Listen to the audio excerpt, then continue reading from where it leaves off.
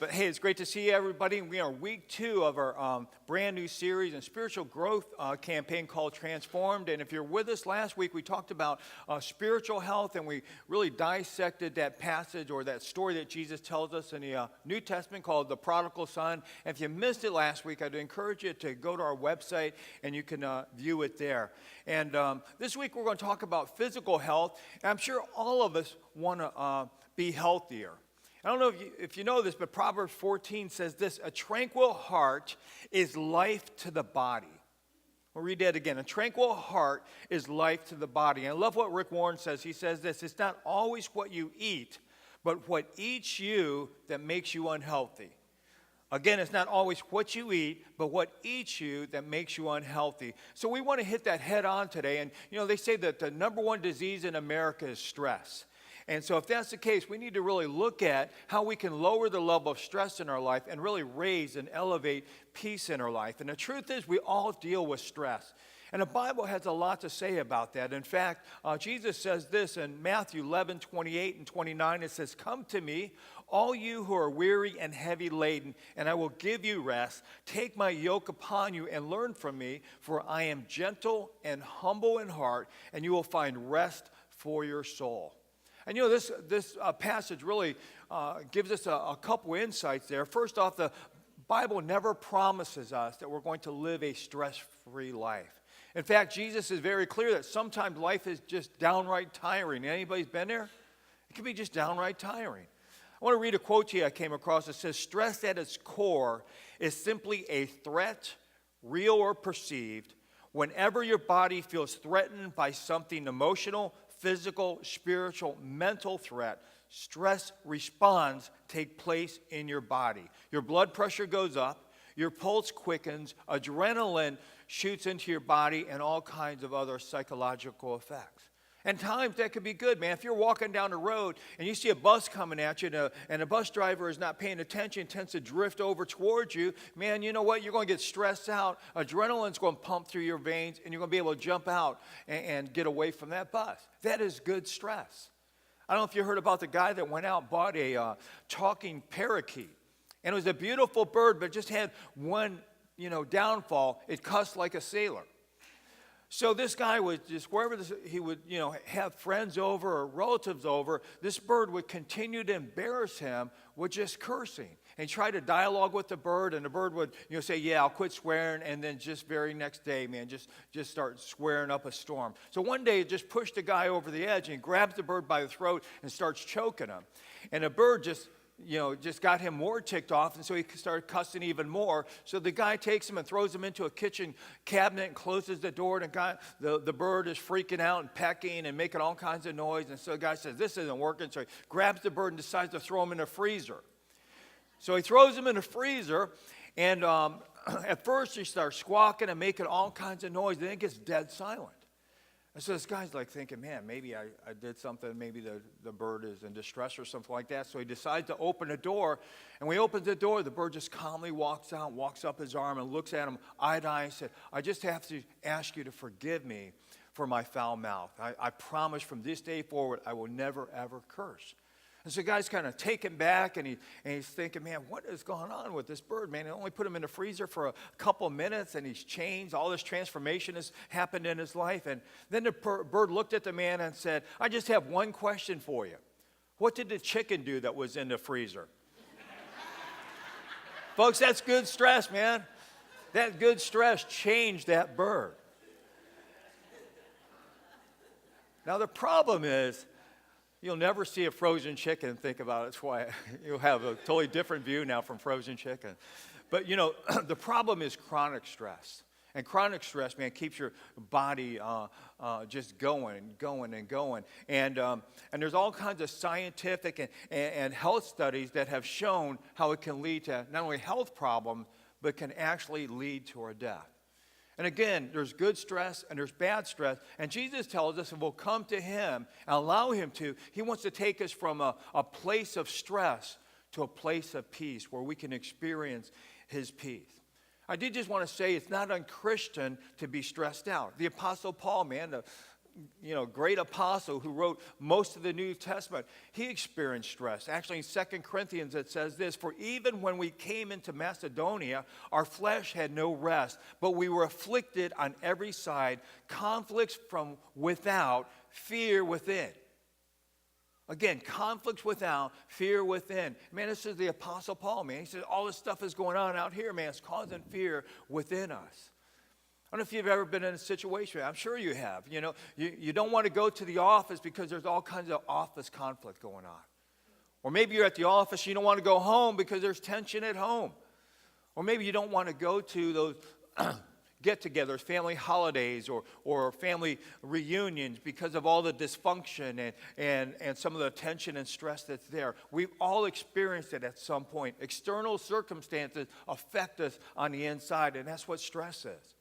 And studies have shown that the number one stressor in people's life is fear of the future.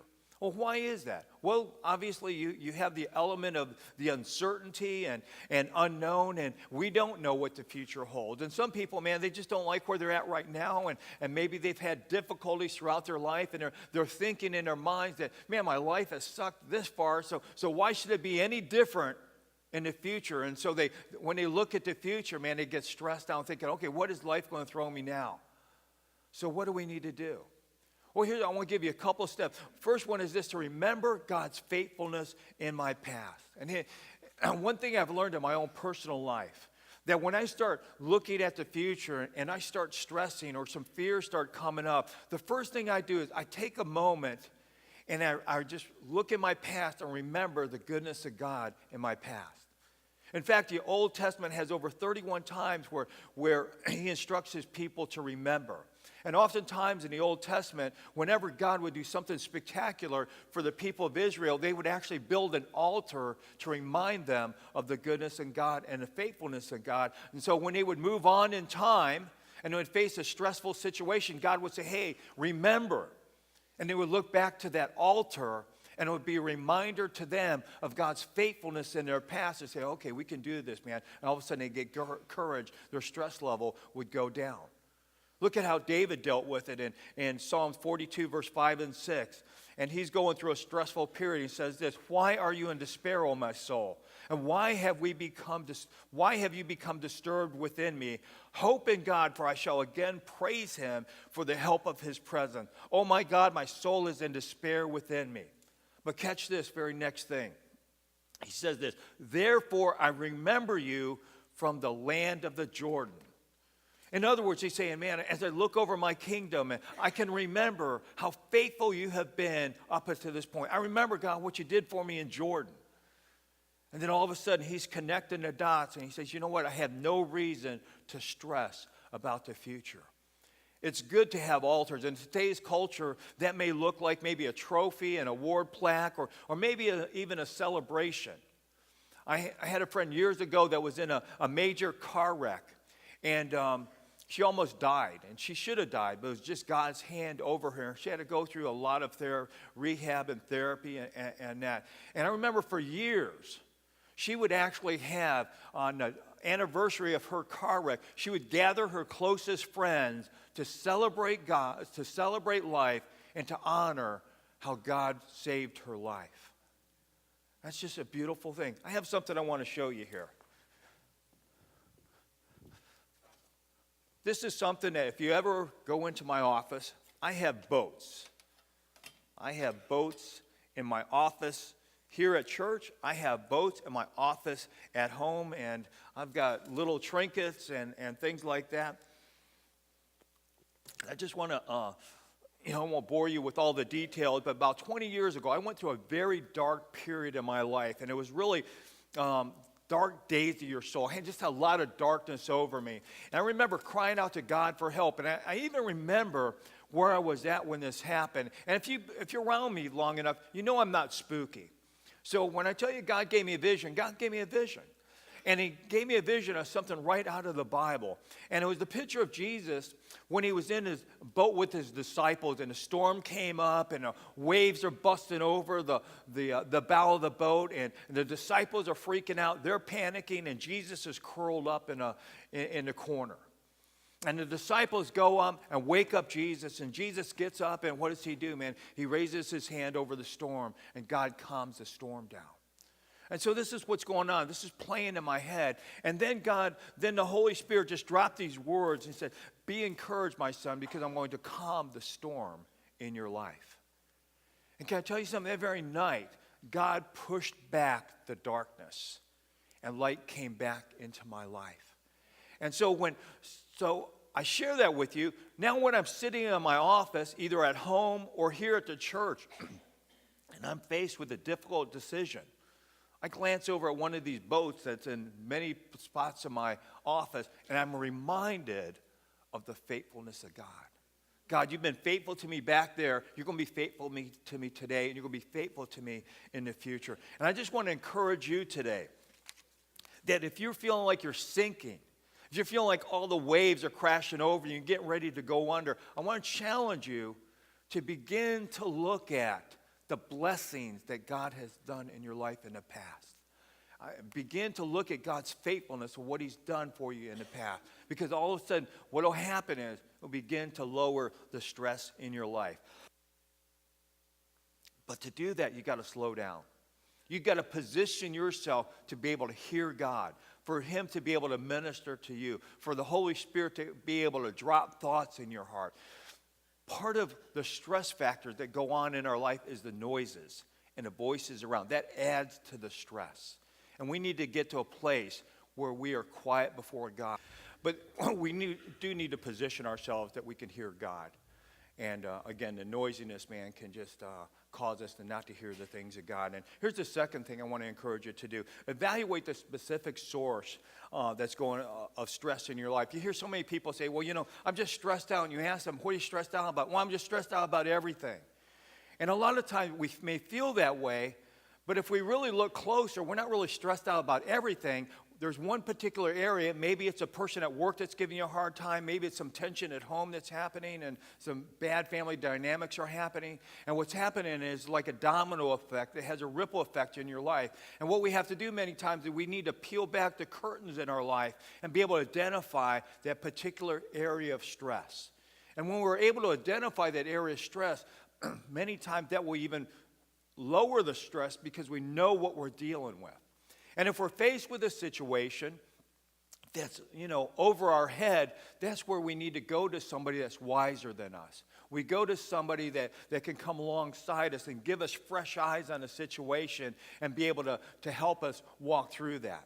Now, I don't know if you know, but there's actually good stress. It's called eustress, and eu comes from a Latin word meaning good. And good stress, God allows to happen in your life to grow you.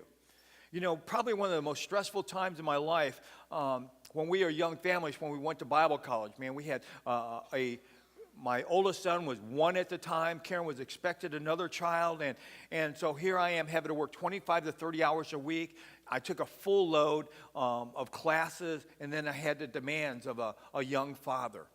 And it was a very stressful time, but it was good stress. Because it not only prepared me for ministry spiritually, it helped me to discipline my time. Because up until that point, I was a very undisciplined person. But God used that good stress in my life to grow me in the areas that he needed to grow me. And actually, Jesus faced good stress in his life. It says this in Mark 6, verse 31. And he said to them, come away by yourself to a secluded place and rest a while. For there were many people coming and going, and they did not even have time to eat. It wasn't that he was doing anything wrong. It was good stress. He was ministering to a lot of people, but he recognized, man, I got to pull back. I need to be refreshed. Bad stress leads to distress.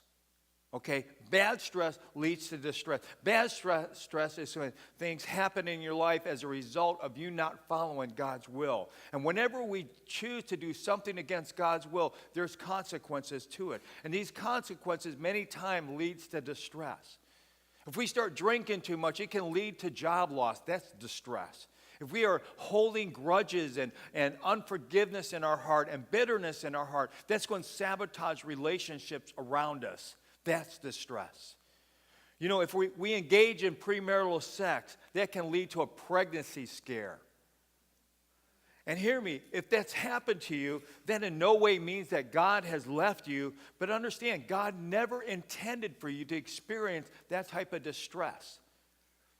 But if we own it like we talked about it last week, and if we own our sin, if we own our disobedience, we ask God to forgive us, again, like we talked about last week, he can use that bad stress to grow you. You may experience pain through the process, but I want to remind you that, first off, God will use it, but it's pain that God never really intended for you to experience. But he will use it just like he can use the good stress. And here's the third point. Stick to what you know is right. Stress has a way of clouding our decision-making ability. And so often, I'm sure you've done it, I've done it, man, when you're under a lot of stress, sometimes you make poor decisions. And my encouragement to you, just from my own life, man, don't make any major decisions when you're under stress. Don't make any major relationship decisions or career decisions. Man, stick to what you know is right. And you know, one of the things that I've seen as a pastor over the years, I've seen young married couples, man, they get married and they start experiencing stress. And by the way, it's one of the top 10 stressors is when people get married. It's because it's blending two personalities together, two lifestyles together. So it's naturally going to be stressful. So there's nothing uncommon about that.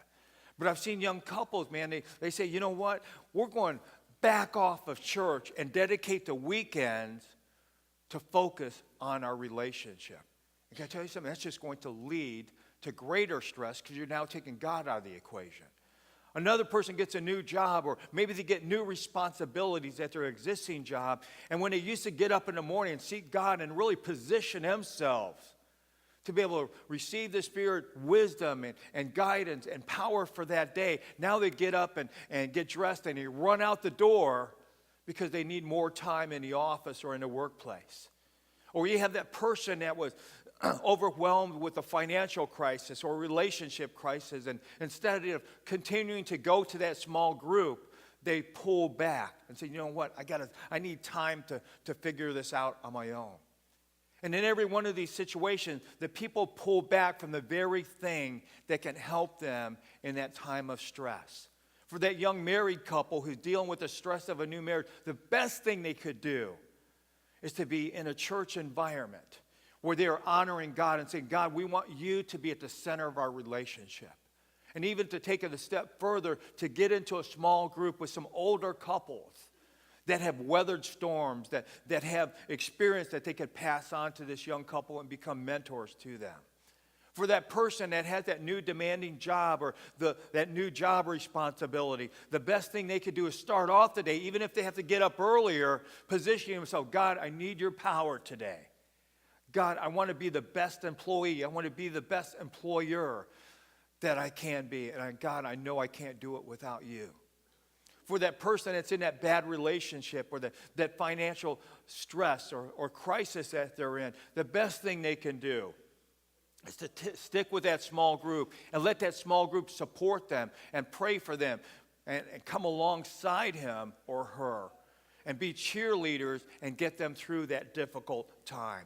And so often when we're going through the difficult times, it's very easy to be tempted to do what we shouldn't do and really tempted to pull away from what we need to do the most. 1 Peter 3:12 says this, for the eyes of the Lord are toward the righteous, and his ears attend to their prayer, but the face of the Lord is against those who do evil. I don't know if you catch that. When you do what's right, you have God's ear. You have God's ear. And if you have God's ear, you know what happens? You have God's power because you have God's attention. He is drawn to the righteousness. But the Lord also says this, the Lord turns his face, for the record, that's not a good thing. It says he turns his face against those who do evil. So start doing things on your own and start embracing a path that you're just wanting to do your own thing and just ignore God. What happens is that not only do you hurt yourself, but you miss out on God. So what do you need to focus on? Well, Philippians tells us this: whatever is true, whatever is honorable, whatever is right, whatever is pure, whatever is lovely, whatever is good, if there is any excellence, and if anything worthy of praise, dwell on these things, the things you have learned and received and heard and seen in me. Practice these things. Now, here's the promise: the God of peace will be with you. The God of peace will be with you. So it really comes down to an issue of trust. Who are we going to trust? And that really leads into the next point and the final point: trust God completely for my future. When we look at the future, we could do one of two things. We could have the perspective of, and begin to live that life of what if. What if everything goes wrong? What if my spouse leaves me? What if this relationship goes south? What if I lose my job? What if all my money dries up? We can live our life in fear and anxiety with that type of perspective. Or we can have a different perspective that David embraced in Psalms 23, verse 6. And it says this: surely goodness and loving kindness will follow me all the days of my life, and I will dwell in the house of the Lord. See, there's our options. Man, you can either see it from God's perspective, or we can see it from a perspective of anxiety and fear. So how do we lower our stress? Well, man, saying, God, I trust you no matter what happens in my life. Even if everything goes wrong in my life, even if the bottom drops out in my life, I would dwell in the house of the Lord forever. Now, this became so real to me in the middle of my illness. I lost two good friends by cancer during my time of illness. And you don't think that played head games in me? So I'm thinking, man, who's to say that I'm not going to die? You follow what I'm saying? Even though the doctors were optimistic. But I picked up a book, and it's by Randy Alcorn. It's called Heaven. And I started reading this book, and you know what? This book brought alive in my heart the reality of heaven. I mean, it created such a desire in me for heaven. I never feared death, but I can honestly say I never really had this longing, to go to heaven. Certainly I wanted to go to heaven. I wanted to be with Jesus. I wanted to be with those friends that passed on and was going to heaven. But I can honestly tell you, I never really had this huge excitement. And I'm just confessing to you, a pastor confessing to you, I didn't really have a great longing for heaven. Okay? But through this book, God awakened something in me. And I can honestly say today, I am pumped up about heaven. I don't have a death wish or anything like that, but I am longing for heaven. I have a new perspective on life. I'm a guy, I love vacation. Just kind of maybe paint a word picture for you. I love vacation. I love planning vacations and all that. And my wife and I love to go out west and see God's beauty out there. We're going to go up to New England here in a couple months and check out the coastline up in New England. Man, I mean, that just jazzes me. I don't know how else to say it. I have a longing for that. I'm excited about that. I have that same feeling now towards heaven. It's just a cool feeling. I could go on and on and on.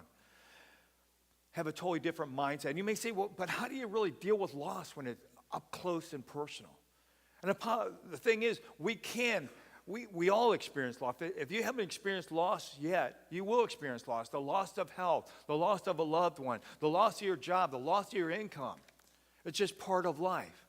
And so when you experience loss, there's really one of two ways you can go. You can either go to fear or you can go to grief. And grief is good. Grief is the way that you get through the transitions of life. Grief is a good thing. The Bible says that God grieves. So what does that tell me? Grief is a godly emotion. In fact, if you don't grieve, you get stuck. Grief actually is part of the healing process that God has built into us. On the other hand, fear is bad. Nowhere in the Bible does it say grieve not, weep not, cry not, sorrow not. But it says fear not all through the Bible. Why is that? Because fear paralyzes us. Fear paralyzes us. And David says this in Psalm 23:4. Even though, whoa, a little special effect there. Even though, so... David, even though I walk through the valley of the shadow of death, I fear no evil, for you are with me. Your rod and your staff, they comfort me. He's using a shepherd metaphor here. Shepherds always carried a rod and a staff. And these are two tools that every shepherd would have. Why? They used it to protect the sheep, to protect them from wolves and to guide the sheep. And so David is saying, man, you know what? I'm not going to stress out because God is my protector. God is going to help me, and I'm going to trust God in the dark valleys. Even though I walk through the valley of the shadow of death, I'm going to be able to trust God because he's my protector. And maybe here today, maybe you're not walking through the valley of shadow of death, but maybe you're walking through the valley of the shadow of debt, valley of the shadow of depression or discouragement or grief or conflict. Shadows are scary. I remember growing up in Cleveland, we lived in an old 3-story house.